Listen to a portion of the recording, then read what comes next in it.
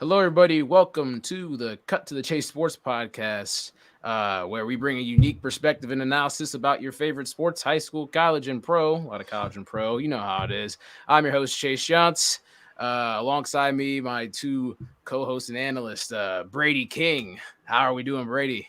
Pretty good. How are you, Chase? Doing great right now. Doing pretty good. And then Jake up at Bluffton, the Dirty Bluff. Sir. How you doing, Jake? Roll beef, baby. I'm doing pretty good. All right, that's good to hear. Good to hear. I came home from Quakertown or whatever the hell you want to call it, but yeah, just ready to talk some football and stuff like that. Hence the episode. I got to start naming some better episodes and stuff like that because it's tough to keep up with a consistent track of this stuff. Football separation anxiety. That is the deal for tonight. Before I hop into football stuff. You guys see that the Warriors are playing the Nets tonight? Yeah. I did not know that, to be honest. To be completely honest. Hey, all I'm saying, Cavs going to the playoffs this year. What's their record? Like what are they, like 9-5 or something like that? Like 9-6, I think. 9-6. Okay. I mean, it's been a couple years and stuff like that for the rebuild. They've been in a rebuild for a while, but yeah, I think they're 9-6. I can see it. They're fifth. Yeah, they're 9-6 right now. They're fifth in the East. Okay. We'll keep an eye on that. And let's see. The Nets are beating the Warriors 40-37, second quarter on TNT right now. I'll take a look at that game after we're done here. But yeah, a fresh batch of new rankings were just released. We were talking about this for a couple minutes or so. Looking at the top four, Georgia 1, Bama 2, Oregon 3, Ohio State 4. Nothing's changed along that line. But then we look at 5, 6, 7, 8. We've got Cincy, Michigan, Michigan State, and Notre Dame. I think we know where the change-up is between 5 and 8. Who wants to start this off with their thoughts on Michigan hopping Michigan State? They hopped them last week, but they hopped them last week, but I'm cracked, dude. What the yeah? Did we have an episode last week? No, we didn't have an episode last week. Okay, so we might as well talk. So it's kind of like, Chase is on ESPN Plus. Give him a little shout out right there. yeah, we'll keep that to the side. We did lose by 50, but we'll keep that to the side. That's close. That's a close game. Yeah, totally. But yeah, I did not see a single thing about the rankings last week, so that I saw Ohio State went to 4. But what was that? I know. What was that? My life. You look so scared. What happened? I was scared too. What the heck? That never happens. Like I was just looked up. I was like, if it happens again. Sam Darnold and some ghost up in your basement and all that. But man, I'm in my room now, actually. But yeah. Jeez. But yeah, like what was your thoughts with Michigan hopping Michigan State though? I mean, that's stupid. Like I don't even care. Like you literally lost to them 2 weeks ago, and you have the same number of losses. I don't think they're going to say something about the eye test, even though I don't think Michigan has been enough better than Michigan State against common opponents where you can put them over the team that beat them. Whereas Ohio State, who played Oregon 10 weeks ago or something like that crazy, is not hopping 10 weeks ago. They have not hopped Oregon. Yet, I feel like Ohio State has definitely separated themselves from Oregon more than the fact that Michigan over Michigan State, because Ohio State beat a team like Purdue by 28, who's a number 19 team in the nation, and Oregon beats like all these mid-level Pac-12. Washington State by a little bit. Like I was watching that game Saturday night. Exactly. Washington State by a touchdown. It was a close game too for a long time. Pretty much all of our problems from the Oregon game have been fixed. Like our penalties, like holding, that's gotten better on offense. Even though our DMs get held 10 times a game, they don't call it. But our perimeter run defense is a lot better because we've been playing more consistent linebackers and we're not subbing as much on defense. The problem with the Oregon game was we would sub all these guys because we don't know who our best lineup is. And there'd be a group that would just get toasted every time, and it's getting and that's when Kerry Coombs lost his job because he wouldn't stop putting in these bums. Honestly, these dudes that just don't deserve to be out in the field. And now he's found his lineup.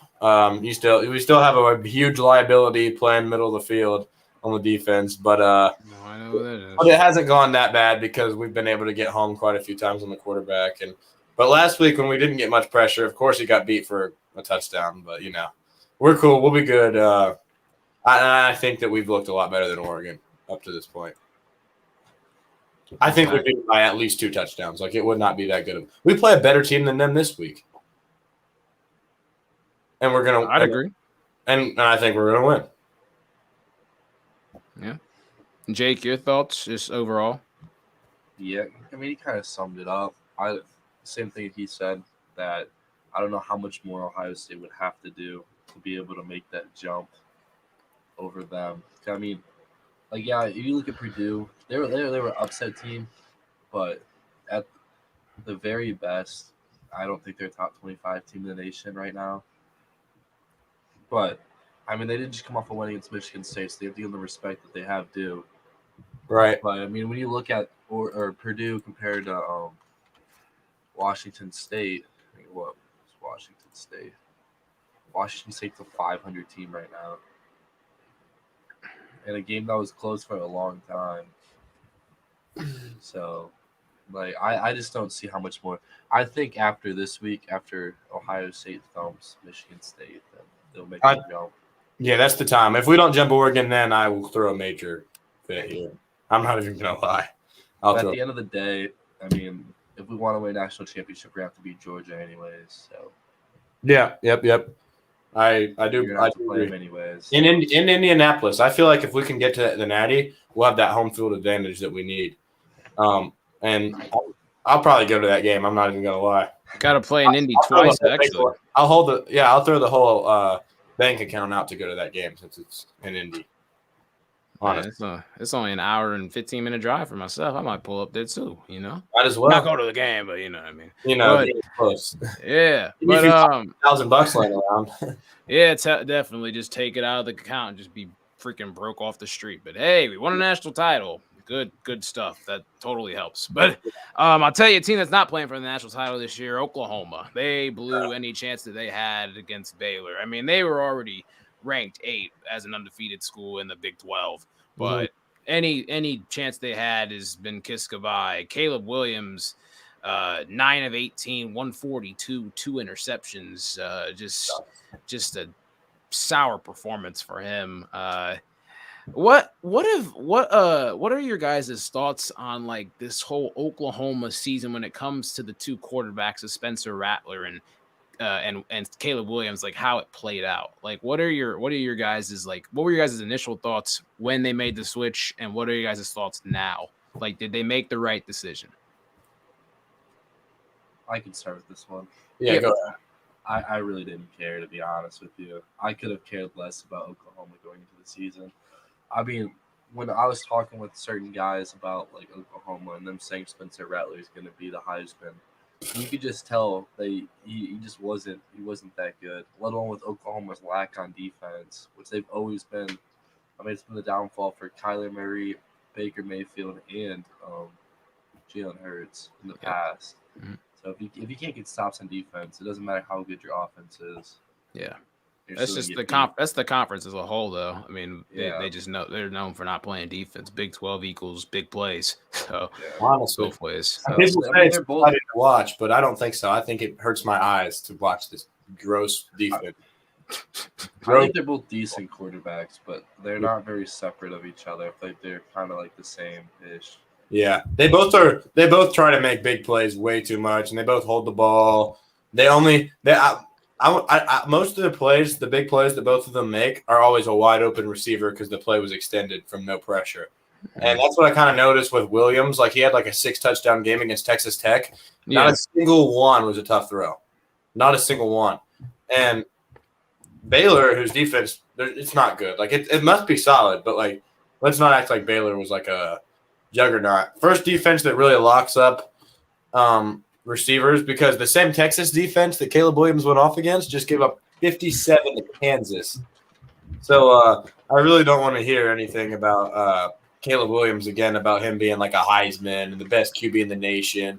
I've heard that so many times. Nowhere close. And while he could be good in the future, right now he is not elite. He's not elite. Yeah, he's not. I think he's gonna end up being all right in the future. That's what for sure. like I think he's got he's got some qualities, like just even like in even like in in the moment type of things. Like the play that really stuck out to me was obviously like the 4th and 3 against Kansas when the running back was getting pushed back and he was able to have that instinct to take the ball and really just get the first just those little That things was a good like play. that. It was a good play. Those little things, I feel like he's gonna be able to build on stuff like that. I think he's gonna be fine. All right. Is he elite or is he a Heisman contender? Hell no. That's not even close. I can name so many quarterbacks.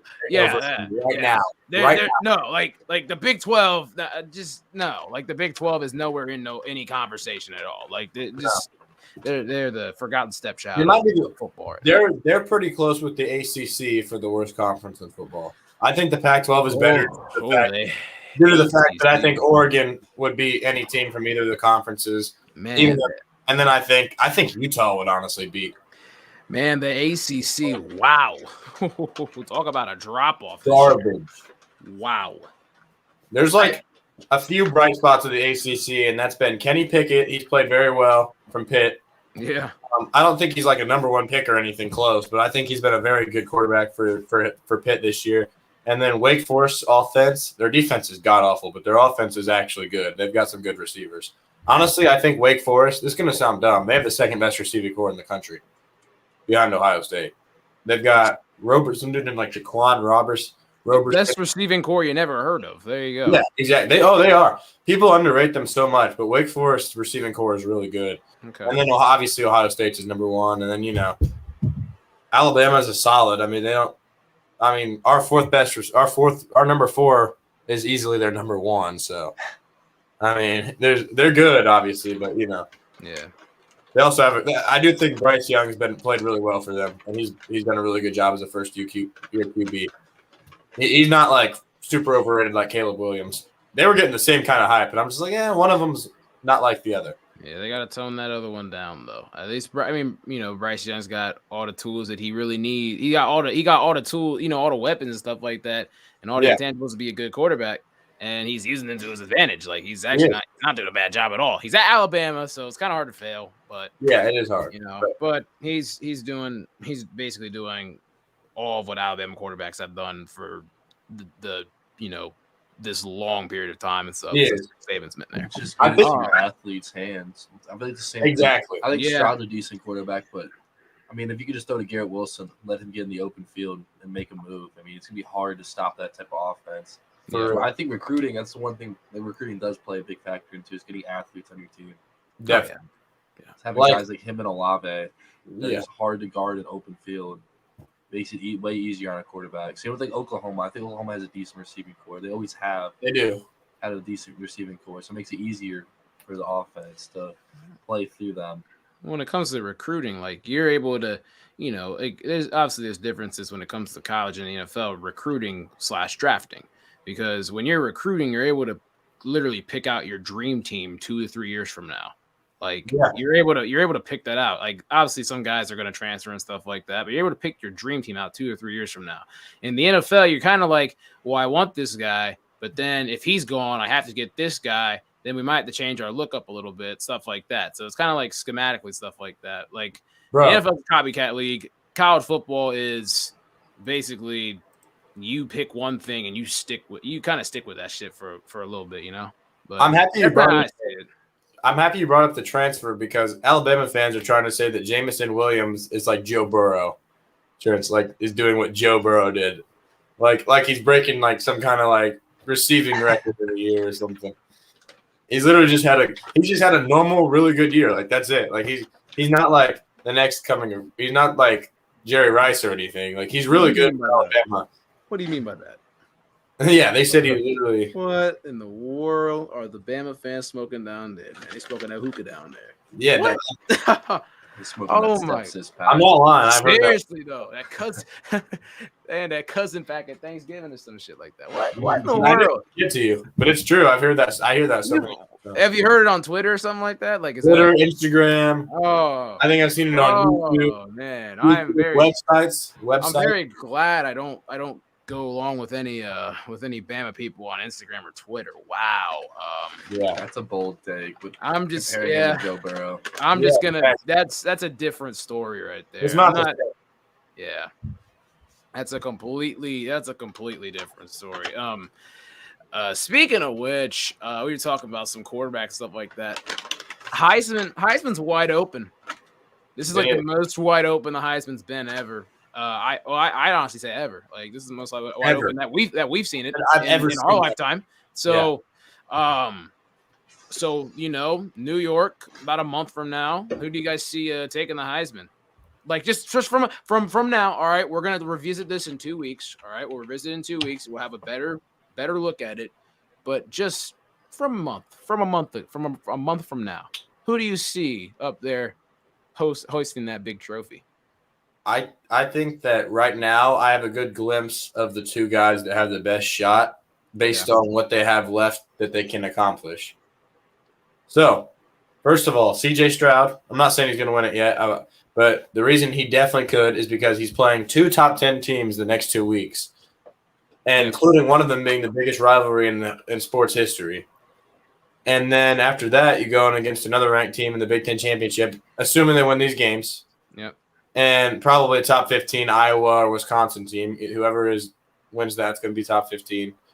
And then he could have a huge game then. So let's say he has three huge games against those teams and beats them. Like it's hard not to give him the Heisman based off of like right now he's probably in second place, maybe even the front runner on some sites. He's front. And then obviously number 2 guy is Bryce Young, solely based on the fact that he can go out there and lead his team to beat the number 1 team in the country. And I think if he does that, he's going to put himself in a really good position to win. Both pretty valid explanations right there, I would say. And then also Kenneth Walker, if he runs for 5 TDs again against Ohio State, then he probably will be the front runner.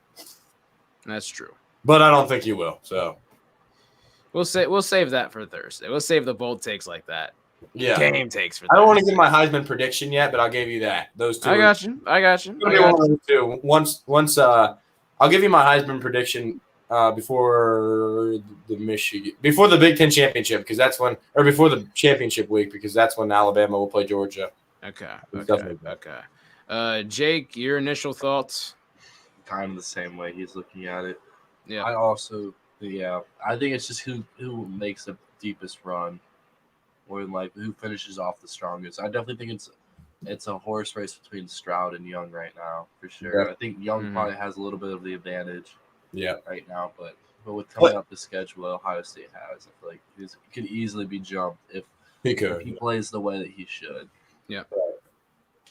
I agree. I agree definitely with all those takes right there. Like it's basically who takes advantage of it. That's just what it is, with Stroud playing 3, he'll play 3 ranked teams, a home game, a home game, away game, potentially a neutral site game if they're able to close out these 2 games in the regular season.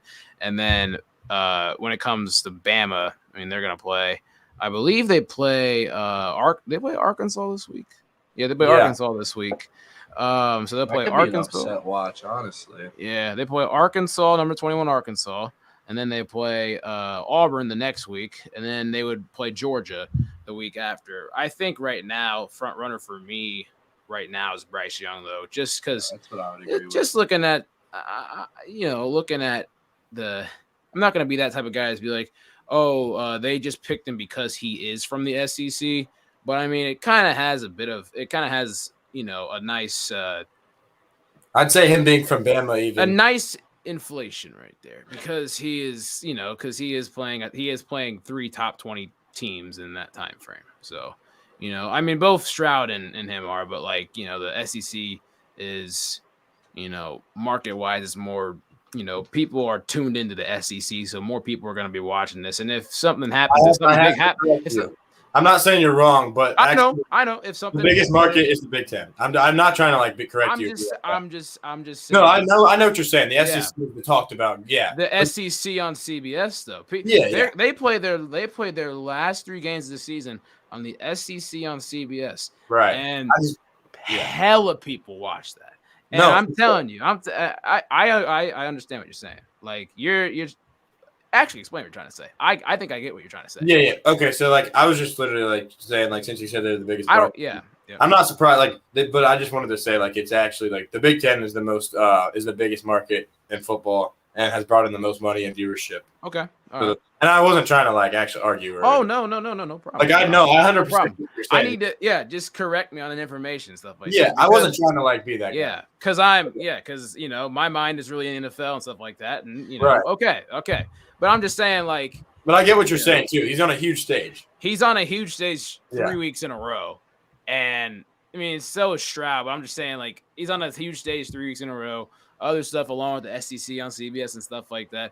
It's a whole marketing thing. People are gonna watch. People are gonna watch that Bama Georgia game more than viewership wise more than Ohio State against whoever. Because Ohio State. Because Ohio State. Like, let's just be honest.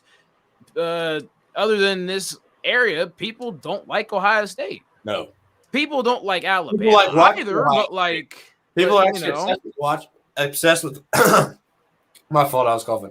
Obsessed with Ohio State's downfall. So that's why we get so much viewership, it seems like. But definitely the Georgia-Alabama game will easily be the most viewed championship game. That's the most viewed game of the year will be on November 27th, though. Ohio State, Michigan. Okay. Most viewed regular season game. But yeah, no doubt that Alabama game, it probably will decide the Heisman, honestly. That's the thing that I was trying to put into play. Like, obviously, I'm not like I wasn't trying to be like, oh, at the like I thought the SEC was it. I didn't know it was the Big Ten. That's something that that my eyes have been open to.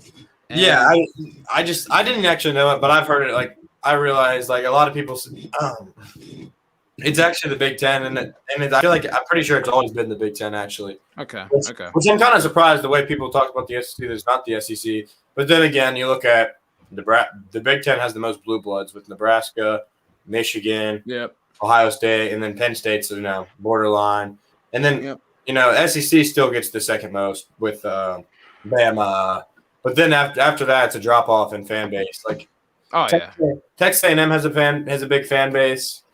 Who else has a big fan base? LSU has a pretty big. LSU comes out like once every 5 years or whatever. Yeah, but yeah, I know 100%. Like those are the two big conferences. But like the only reason I said that is because I had to put the fact check.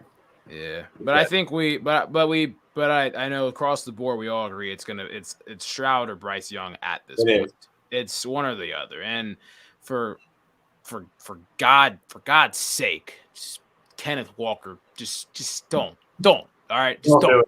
Don't do it. Don't do it. All right, that's all I'll say. We gotta tackle. More idiot linebackers don't tackle. I'm sorry for calling. Gang tackling. If they can preach it. Yeah, we can't be slow and react slow. We got to be Steel Chambers. Remember the name. He was about a football name right there. He was a running back last year. Recruited as a 3-star running back. This year we put him at linebacker. No one thought it was going to work. We were saying might as well transfer. And he has been by far our best linebacker on the team. He's now a starting linebacker in his first year at linebacker. And it's literally hilarious because and I'm not even saying he's an All-American, but he's easily our best linebacker, and he's stepped up. It's crazy. Wow. That is crazy thing about it though. You put a 3-star linebacker in there. You talk about he's gonna be filling gaps, running holes up the middle and stuff like that. There you go. So I guess it wasn't as bad as a transition as it could have been, but man, talk about hitting the jackpot right there. Jeez. Honestly. Right now we're gonna switch gears to the NFL. I know I didn't see anything for week 9 and stuff like that because we didn't have an episode. Week 9 for me was pretty salty. Week 9 for Jake was great. Week 9 for Brady was a little. Week 9 was mixed. No, week 9. Week 9. Week before. Yeah. All right. Yeah, that's what I'm saying. We'll get into week 10 in probably 30 seconds.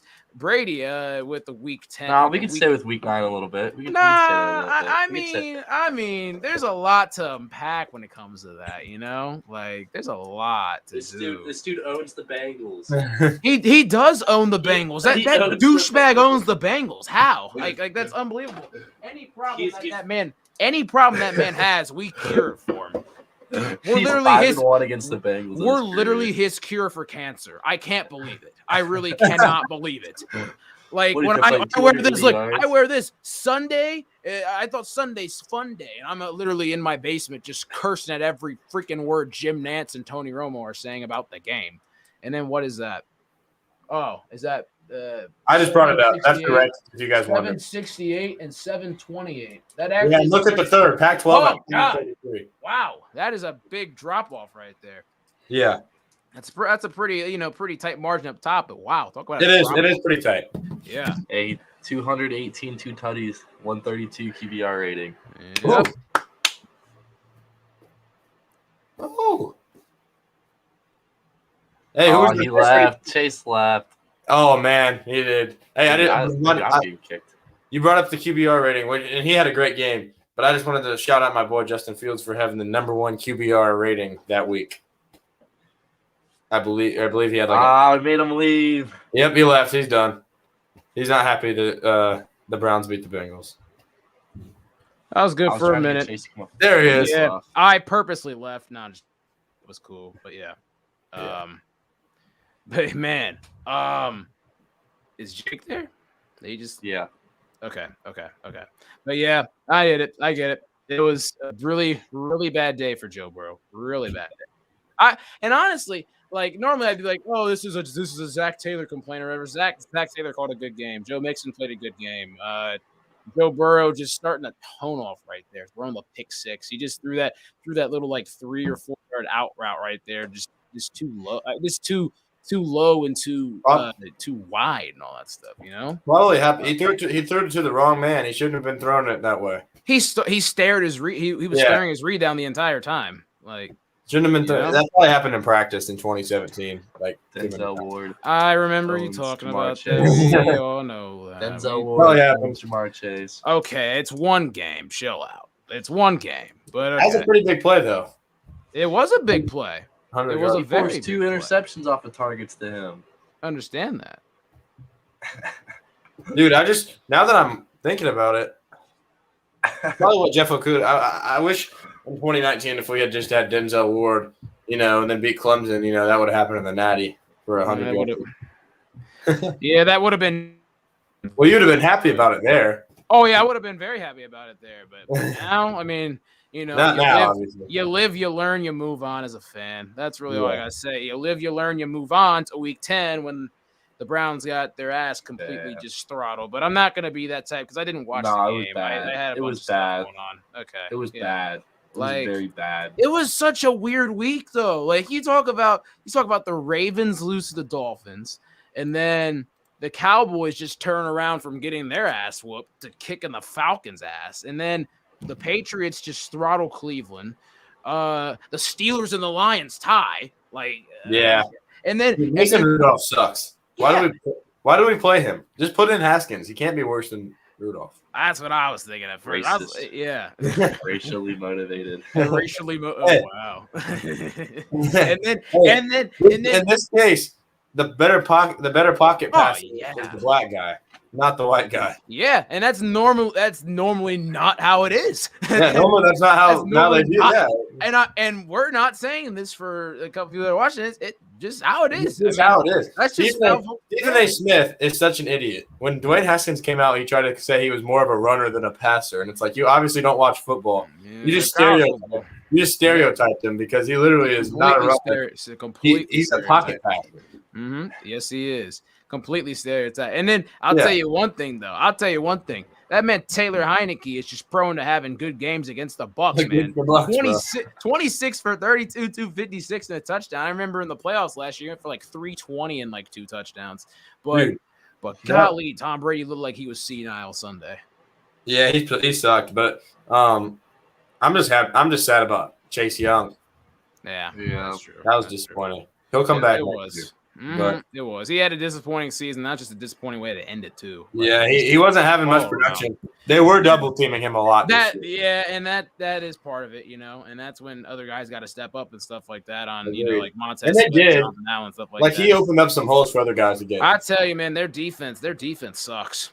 It does. Their defense sucks this year. I mean, I don't know. I'm very happy that their defense sucks though, because William Jackson III. If William Jackson III ever sees this man, I hope I don't. No, I'm not going to say that. Never mind. I'm getting a little too bold there. And then Panthers, Cardinals. Cam Newton, I'm back. Dude, I didn't know his voice was that high. I didn't know that either. I didn't know I could match the high pitch of his voice and all that. But Yeah. man, yeah, Cam Newton though, making his impact known already. Threw a touchdown his first throw and ran a touchdown his first run. I mean, Yeah.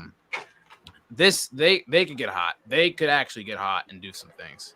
It's so weird having Cam Newton back on the Panthers. It's so weird. It's so weird, but it feels normal. But honestly, it's gonna feel normal. It feels so normal, but so weird. Yep, because nothing about this season's been normal though. Like last year, you talk about like I saw a tweet and stuff like that. It said like this time last year, you literally get the Friday, and then this is kind of off topic, but this you get the Friday, and then you literally get to see what games are getting played this week or not, because every game was literally getting canceled and stuff like that. But now, like this year, it's like, oh, which team's gonna get blown out by 24 and then win by 24 the next week against the team that they should have lost to that week. And all that stuff. And and Cam Newton's a Panther again. Okay. Like, is this happening? And just stuff like that. And I'll tell you, the Vikings beat the Chargers 27-20. Vikings are a sleeper, I will say. They're very prone to get hot. They can get hot. Eagles beat the Broncos. Same with the Eagles. They're not too far out of the seven spot right there. Packers beat the Seahawks. Packers are able to do it ugly. Seahawks, Russell Wilson's first game back. I kind of want to take some time to touch on the two primetime games that were played. We'll go back to some of the 1 o'clock games in a minute, but man, the Chiefs look so good Sunday night. They did. They really did. Are they back? Question mark. Yes. I mean, it was inevitable that they at some point, start. Yeah, it was gonna happen.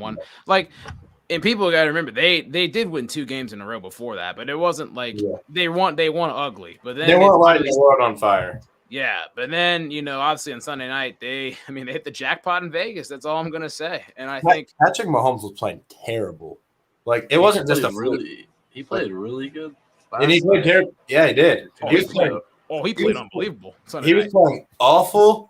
Like not just like it wasn't just bad luck. This dude was throwing the ball into the ground, and like it did not look like him. And then and then he got back to his form this week for sure. And 35 for 50 for 406 and 5 touchdowns. Yeah, we know he is that good. The touchdown pass to Darrell Williams. Oh God, that was. That's vintage Mahomes right there. I mean, getting out, breaking left, climbing back in the pocket far right, and then literally straddling the line of scrimmage, just making some crazy jump pass for his running back of all people to Moss, Jonathan Abram for the Raiders. I mean, that was one heck of a performance. And let's not take away anything. The Chiefs' defense though actually played themselves a pretty good game. I mean, held Carr 260, 2 touchdowns and a pick. Just made some plays when they really needed to. Deshaun Jackson looked like a damn fool on Sunday night when he was just running around. Come on, the Henry Ruggs disorder, man. Oh my God, yep. But man, I just hope that Deshaun Jackson doesn't haunt me this Sunday. But yeah, just looking at that, the Chiefs are back. I think their defense is I don't think their defense is just gonna play like lights out, lockdown and stuff like that. They're still gonna be decent down the stretch. Like they're starting to turn it on though, because they did stuff against the Packers. Obviously, no Aaron Rodgers played, but I think that's some of the confidence that they needed to get, and they're getting it right now. I think let's look at the total yards. They held the Raiders to 299 total yards. 299. The Chiefs outgained them. The Chiefs outgained them almost double, like on offense and stuff. Only held them to 50 rushing yards. The amount of plays that they ran a little different, and only time of possession was 24 minutes. So when your defense obviously has enough energy and stuff like that, it's going to be a lot easier. But credit to the Chiefs on defense, but I mean, really, the offense got their thing flowing, and I don't think anyone's going to stop them from. I don't think anyone in their division is really going to stop them from now. Like it's going to be obviously you're going to have tough matchups against the against the Chiefs and the Raiders again, but I think the Chiefs are back, and I think we can all agree on that. I agree. Now, Jake, I kind of wanted to touch about the Monday Night Football game last night. I know you had a bit of a smile on your face about the Rams and Odell, and that result last night. Did you watch any of the game? I watched part of it. I had to pick up Jimmy G for fantasy this week because Kyler was out. Nice So I picked pickup. Jimmy G. So That was a nice yeah, I pickup. watched part of it. But yeah, I mean, I knew from the get go that it was they were up 14-0, like halfway through the first quarter. Yeah. It was kind of just downhill from there.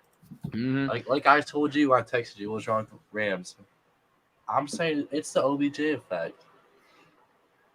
I mean, It brings bad luck. I'm not even that. It's just not a good locker room guy. Yeah. He's bad. I will say, your Matt Stafford, what? Like he's okay, he's playing like how a Detroit quarterback should have played. Yeah. Matt Stafford played good when he was in Detroit. Like he played good when he was in Detroit, and then the first 8 games in LA, he played spotless. But the last 2 games, he's literally played how a Detroit quarterback should play. Like he is just been trying to force stuff, making just no IQ plays and stuff like that. Just selling things short and then just overthrowing people. Just the whole 9 yards and everything like that. He's doing, he's just doing some bonehead plays and it's really costing his team. Like the first drive he throws the interception. And then the Niners went on an 18-play, 93-yard drive that lasted 11 minutes in the first quarter. 11. And then the next drive, he throws a pick 6 to end the quarter. So just stuff like that. He literally puts his team in a 14-point hole when it comes to that. And that's a totally different ball. That could be a totally different ball game, sense of urgency throughout the entire game. But, when it comes to the Rams, I think they're going to be fine. I think they're still going to end up being a wild card team and stuff like that. I don't think they shouldn't really panic, but I will be a little bit concerned about Matthew Stafford. I'd be concerned about him in the MVP race. I think he's about to play himself out of the MVP race. Yeah, definitely. He's already started that little run, I guess. Yeah. And then, like when you look at his upcoming schedule of teams that he has to play, he has the bye week this week. Then he plays the Packers at Lambeau. He's played the Packers so many times in his career and has been just hasn't gotten the job done against them. That Packers defense has played pretty good football as of late. Then he's got the Jags and he's got the Cardinals on Monday Night Football in Arizona. So, stretch-wise, he's going to have to do some things to really get himself back in that MVP race. Because I think right now it's not his anymore. Definitely not. No, it's not. I think he's one touchdown to 4 picks his last 2 games. That's and 2 losses. So, he's really not getting the job done when it comes to that. When it comes to the early games and all that, that Patriots Browns game. Patriots are the hottest team in the league. Like hottest team in the league. That's not really separated themselves from the pack. That is a trending upward team right there, and they are probably the most trending upward team in the National Football League. Yeah. They look tough. They just look tough when it comes to playing defense, when it comes to running the football, when it comes to Mac Jones and a rhythm. Just when it comes to all that together, the Patriots, they very well could be the top wild card team, or hold my spot. They could win this division. Yeah, very well. Wax and the Bills, yeah, for sure. Mm-hmm. But yeah, I don't want to be like the person that the Browns hate right now, but yeah. You guys see the picture of Kanye posted on his Instagram? I have not. It's him and I have Drake. not. It's him and Drake. They wow. made up. Yeah. Hold on, I'm gonna look at this real quick. I think it's them. I don't even know what this dude is. His name's JP Prince. Oh, jeez. JP Prince follows 2 people. And those 2 people are JP Prince Boxing and Loyalty Wines. Yeah, I think he was in the boxing because he has that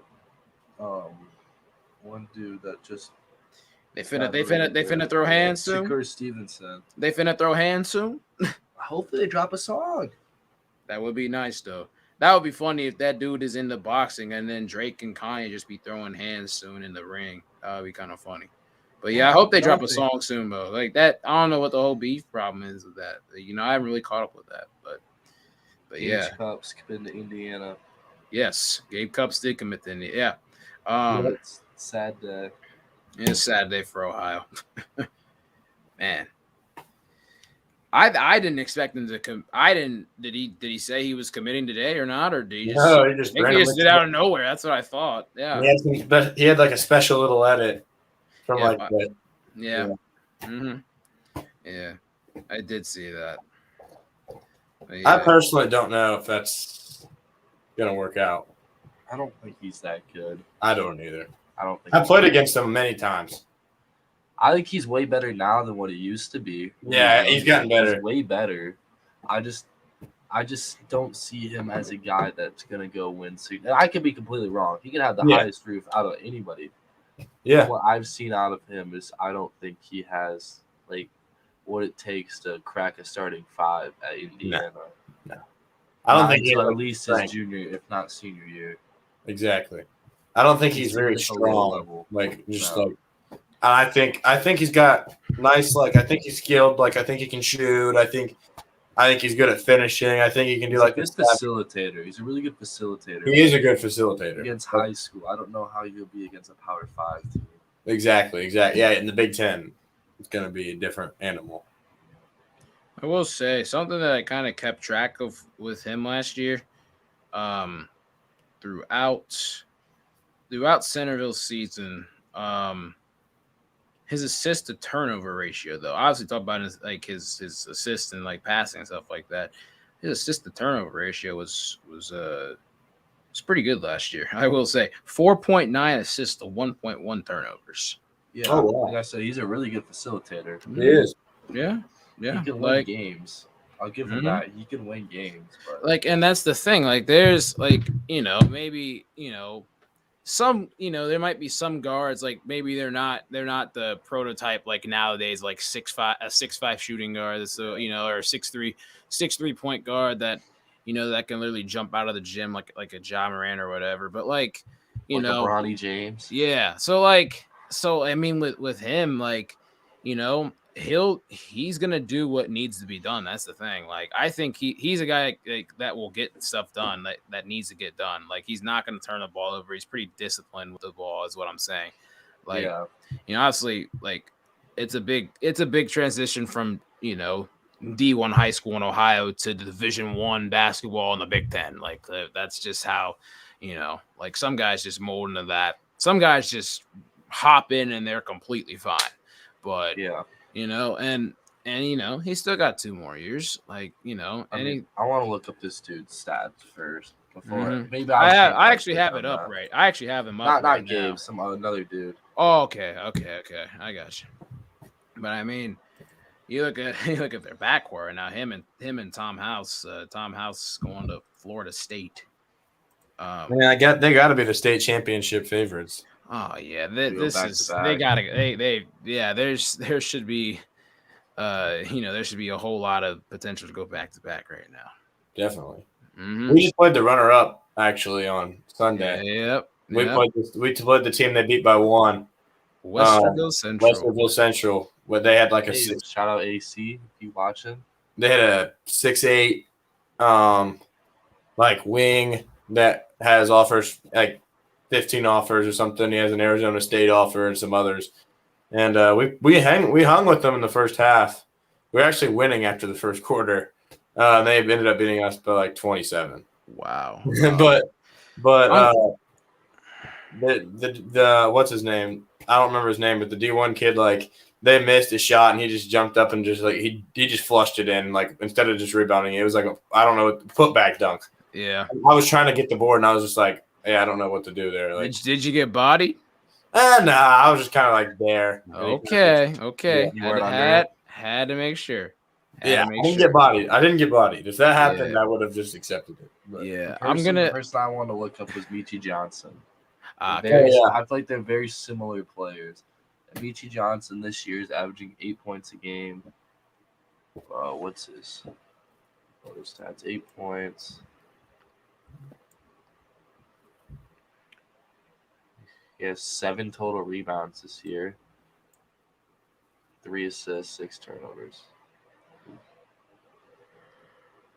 It's not a very good stat line. Well, maybe not as of now, but yeah, okay. But yeah, Brady, I'll save my thoughts about you guys off camera. Okay. You know how that goes. But yeah, man. Have you got like I haven't really paid a whole lot of attention to college basketball and stuff like that. Obviously, this because of college football and the NFL going on right now. But hold on, I think I saw some news earlier. Earlier this morning. Paolo Banchero and Yes. his teammate from Duke, Yes. Krzyzewski's grandson, got a DWI. Yes. And there's no way they're not suspended. They have to be, right? I know you're loving it, Bray. Well, not the whole situation, but you know what I mean. I'm loving it. Yeah. Okay.